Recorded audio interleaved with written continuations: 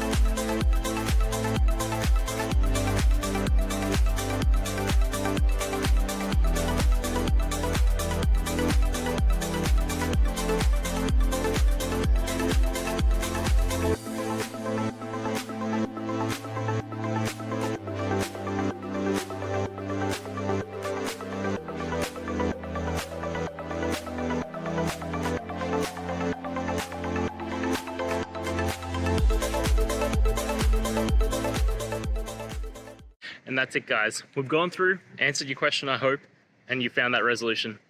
Guys, if this helped, please hit subscribe. I'd really appreciate it. And until next time, have a good one.